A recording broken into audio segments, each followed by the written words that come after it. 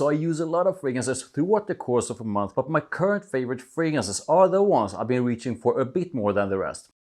So my current favorite fragrances are over there, but before I begin, please drop a like on this video, make sure you subscribe if you absolutely love smelling good, and I would love to know what are some of your current favorite fragrances. Let me know in the comments. So I think there are at least two sort of common threads when it comes to my current favorites. The first one is that I've been sort of reaching for alternatives to some of my absolute favorites. More on that in a minute. As for the second one, well, let me know in the comments if you can spot what it is. So I usually spray on a fragrance in the morning, then one after my post-workout shower, and depending on how strong that one is or my mood, I might spray on a third one in the afternoon, and sometimes somewhere throughout the day I'll end up spraying on a fourth one, but not always. I often choose a fragrance depending on mood and occasion. So here's one of the good things when it comes to flankers to your favorite fragrances. So this Le Mal Elixir is one of my absolute favorite fragrances, and I absolutely love Le Mal Elixir.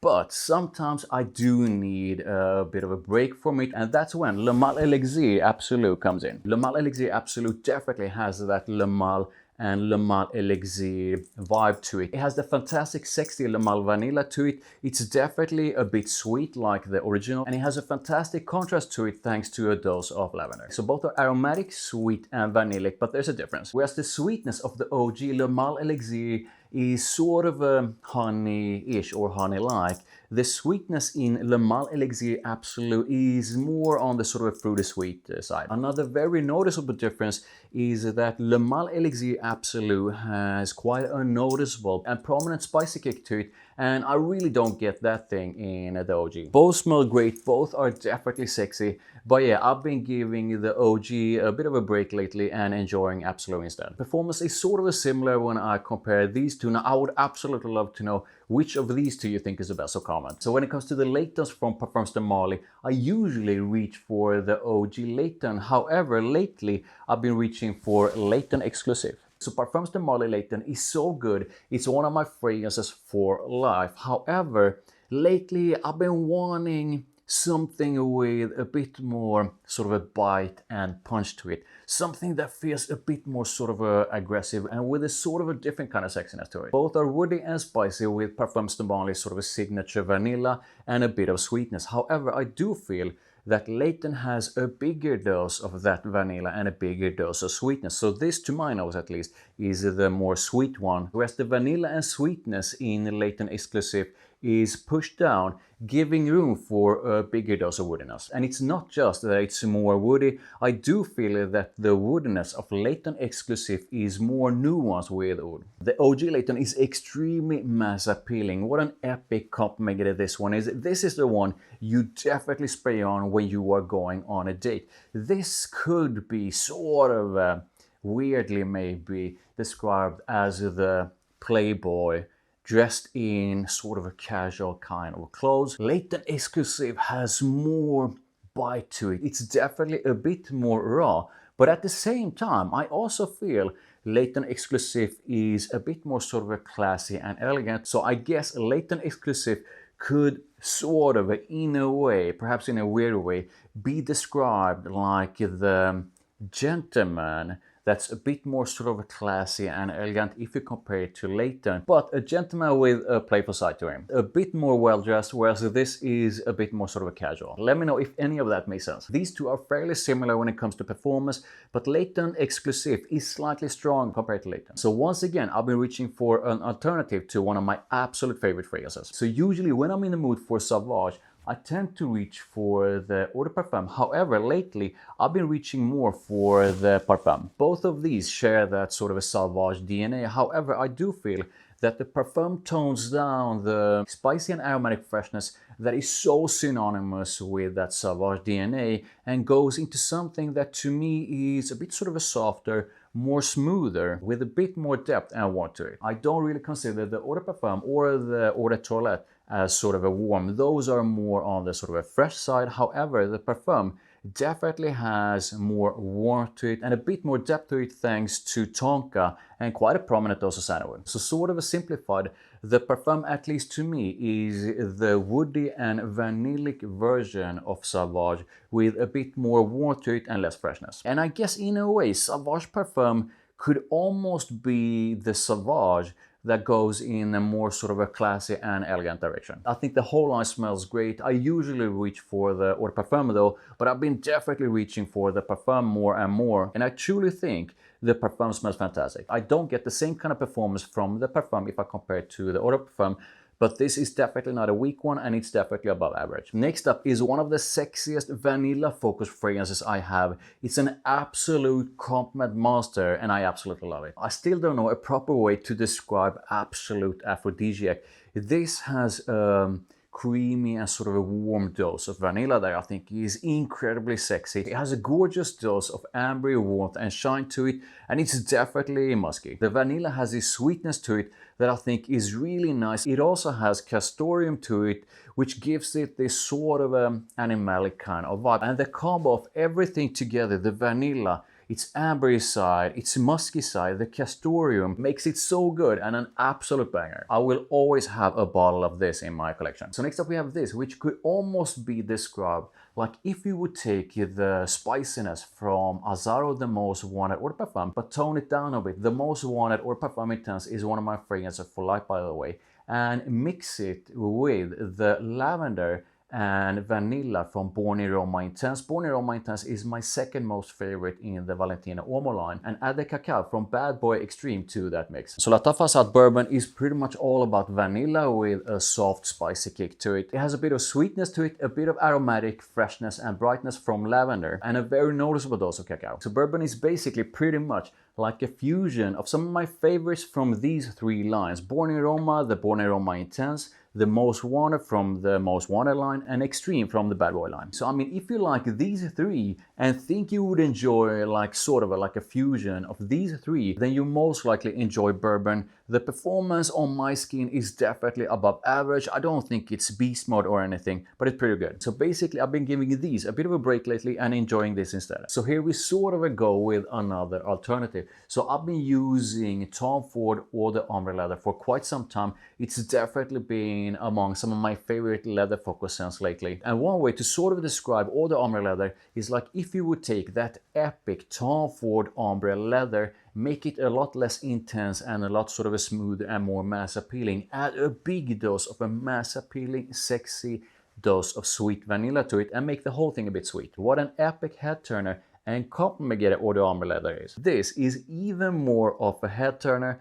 however, it's definitely not as mass appealing. And I believe, but I could be wrong, that Italian leather was my very first vanilla leather combo. So both of these are focused on the combo of leather and vanilla. However, Italian leather is a lot more aromatic. It has this herbal kind of freshness and a green side to it. And its herbal and green side makes it a lot different if you compare it to Eau de Ombre leather. The leather here also feels a bit more sort of a rough and raw. This never ever fails to turn heads, and every now and then it does get a compliment. However, it's definitely not as compliment getting as Eau de Ombre leather. But the reason why I've been reaching for Italian leather a bit more than Eau de Ombre leather lately is because I wanted the combo of vanilla and leather, but with a bit more bite and punch to it, and something that's a bit more sort of a raw if I compare it to Eau de Ombre leather. I'm getting a really good performance from my bottle of Italian leather, and the longevity on this thing is extreme. So next up is a fragrance that has grown on me a lot since I bought it, and I've actually put a bit of a dent to it, and this dent is mostly from usage from like the last month or two. So in the beginning, what I felt was a bit soft in here is actually what I really appreciated about it now. So one way to describe Bad Boy Elixir is like if you would take the leather from Tom Ford Ombre leather, tone it down, make it a lot less intense, make it a lot more sort of a mass appealing and smoother, and add a prominent aromatic side to it. So this basically to me is all about quite a smooth and mass appealing dose of leather with a really nice contrast thanks to a bit of aromatic freshness and brightness. You also have a bit of cocoa in here together with a bit of sweetness. So it's almost like they took a bit of Bad Boy Extreme and put it in here. And the whole thing got a bit of a soft smokiness to it. I know some of my subscribers think that the leather here is quite intense and quite smoky. However, this is the leather that I reach for when I want leather in quite a sort of a light and mass appealing way. So this lately has satisfied my craving for leather, but when I want leather in a sort of a softer way. So once again, I've been giving one of my absolute favorites a bit of a break lately and reaching for a sort of an alternative. So Cold Parfum is one of my absolute favorites in the cold line. It's also one of my absolute powdery fresh scents for everyday use. This gives me a bit of Cold Parfum, but with a twist. Both of these are powdery and woody with a bit of freshness and tonka bean. However, the freshness is definitely not the same. Both are fresh but in different ways. The powderiness is also not the same, and I do feel Cold Parfum is more powdery and more powdery fresh if you compare it to Armani He. And the tonka bean, the vanilla, is a lot more prominent and noticeable in Armani Cold Parfum. Armani He has yuzu, which changes its freshness. It also has musk, which changes its powderiness. And it also has sandalwood, which gives it a different kind of woody feel. This is so good and so underrated, and it's basically the one I reach for when I want a bit of sort of a Cold Parfum vibes, but with a twist. So next up we have this, which to me is almost unrivaled when it comes to the combo of booziness, smokiness, sweetness and woodiness with vanilla. So this to me has an almost sort of a ashy, cigarette ashy kind of tobacco to it. The boozy side of it gives it a lot of richness and sexiness. The vanilla just makes the whole thing a lot more sort of a mass appealing, and the sweetness it has makes it even more likable. Its woody side struggles to balance up the whole thing, but I do feel that its woodiness does help to bring balance to the whole thing. But I mean, Jazz Club is really mostly about a rich kind of tobacco, a rich dose of booziness with a prominent dose of sweetness and vanilla. So yeah, I guess that if you want to smell like someone who's been out all night having a boozy night with some smokes, then yeah, this is probably for you. This is so good, and I've been enjoying it quite a bit lately. So the YSOY line is one of my favorite lines when it comes to versatility. So the Eau de Parfum is probably the one in the line where I put the biggest dent to the bottle. However, I've been reaching for Y Eau de Parfum Intense a lot more lately. Both of these are aromatic and woody, and both of these are basically doing the same thing. However, Y Eau de Parfum Intense doesn't have the fruitiness and sweetness that the OG Eau de Parfum has, and it's instead a lot smoother. The OG has a more sort of a playful vibe to it, whereas I do feel Y Eau de Parfum Intense is a bit more sort of a classy and elegant. The aromatic side is really what I absolutely love about these two, and I love how the lavender and sage is combined with cedarwood and vetiver in here. Y Eau de Parfum Intense is the kind of scent that I spray on for everyday use when I want something that will work to pretty much any occasion. So next up, a recent purchase. What a gorgeous affordable scent this is, and this is basically very Dior cologne inspired, but with a twist. Vibrant, zesty, citrusy freshness together with a bit of ginger, so intensely fresh and bright. So this definitely, the freshness of it definitely has quite intense Dior cologne vibes. However, there's a difference, and I do feel the difference is mostly in the dry down, where you get a bit of slightly sweet and warm vanilla. So this was a very recent purchase, but look at the dent I already put into it. I absolutely love Dior cologne, so this has quickly gone on to become one of my favorites. So next up we have a fragrance that sometimes gets a bit of a hate, and I actually went through a ton of samples before I ended up buying it. I'm gonna link to my review. It's somewhere up here and in the description below. And it's actually